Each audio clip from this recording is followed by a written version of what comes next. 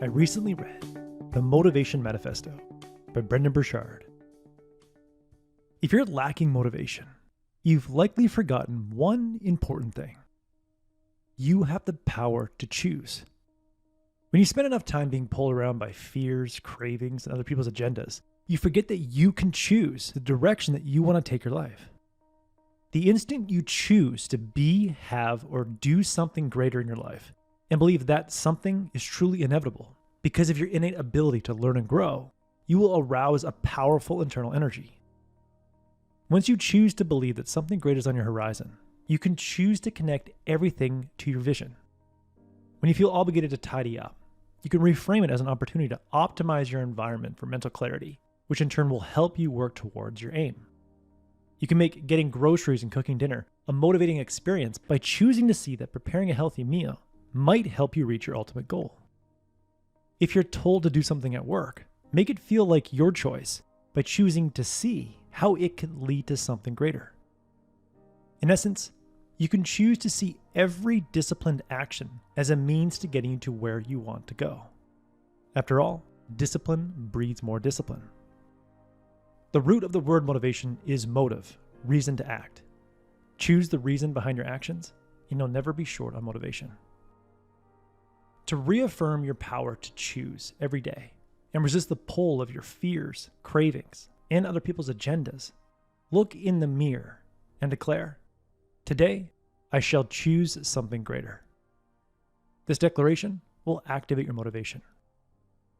Here are 2 more declarations that will amplify your motivation. Bonus declaration number 1. Today, I shall inspire greatness. Everyone has greatness inside them, waiting to be ignited. You can be the one to ignite it by showing them what greatness is. Greatness has 2 underlying qualities: consistency and courage. Embody consistency by deciding what values are most important to you, such as learning, excellence, or honesty, and aligning every action and decision with those values. Move closer to greatness by consistently putting in the work to improve yourself and your craft on days you don't feel like it. Consistently put yourself on the line and courageously take full responsibility for your performances.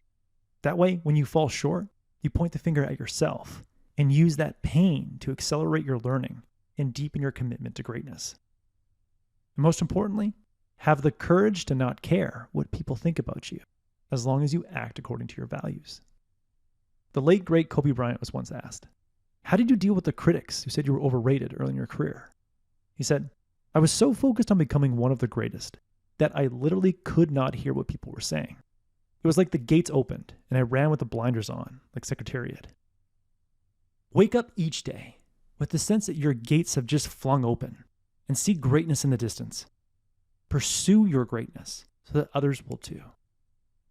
If you need help defining your greatness, look to great people who have inspired you. Specify the reason they inspired you and then amplify it. Suppose you were inspired by a teacher who significantly impacted your life through their ability to explain complex subjects simply. Emulate and amplify that quality by aiming to make challenging ideas more accessible to everyone around you. Light your torch with the torch of other great people, and then expand your flame with consistency and courage so that others can see it and feel it. Bonus declaration number 2. Today, I shall slow time. How much of your life have you allowed to pass this week without fully absorbing it? How many conversations were you completely there for? How many meals did you thoroughly savor? There will never be moments exactly like the moments you experienced last week. If you're to have a type of FOMO, it should be the fear of missing out on the present moment. Being distracted by thoughts of the past and future and failing to fully embrace what is happening here and now is like living in a low oxygen environment, like the death zone at the top of Mount Everest. The more time you spend there, the weaker and less motivated you feel. Time in the death zone is necessary to attain a goal, but time spent there should be as brief as possible. You should quickly mine the past for lessons and survey the future for good courses of action, then quickly return to the present. The present will restore your motivation and love of life. One reliable way to return to the present is to make each moment last 2 beats longer. Burchard says, "Do not breathe so quickly. Take in air for 2 beats longer." Do not merely glance at her. Look into her eyes and hold them for 2 beats longer. Do not gulp down the next meal, but savor each bite for 2 beats longer. Let the tastes melt and linger. Whatever you're seeing, hearing, and feeling, make it last 2 beats longer by turning up the volume on your senses.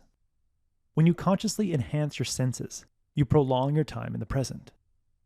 As you watch this video, turn up your senses by trying to hear the emotion behind my voice, or try to notice something on the screen you've been overlooking, or pay attention to your body against the surface of your chair, or your feet touching the ground. Burchard says, awareness is humanity's best weapon against time. So let us always remember our capacities to be gifted time benders. We have an extraordinary ability to slow the moment down, to wait in it, to feel it swirl and surround us. In the end, you'll increase your motivation when you recognize that you have a choice in every moment. You could choose to be enslaved by your fears, cravings, and other people's agendas, or you can choose personal freedom. Kickstart your motivation every day by declaring 3 things. Today, I shall choose something greater. Today, I shall inspire greatness. And today, I shall slow time. Burchard says, if we want more motivation in our lives, we must make clearer choices and more deeply commit to them. That was the core message that I gathered from the Motivation Manifesto by Brendon Burchard. This is one of those books you want on your nightstand to read a little bit every night to inspire you for the next day. I highly recommend it. If you would like a 1-page PDF summary of insights that I gathered from this book, just click the link below and I'd be happy to email it to you. If you already subscribed to the free Productivity Game email newsletter, this PDF is sitting in your inbox. If you like this video, please share it. And as always, thanks for watching and have yourself a productive week.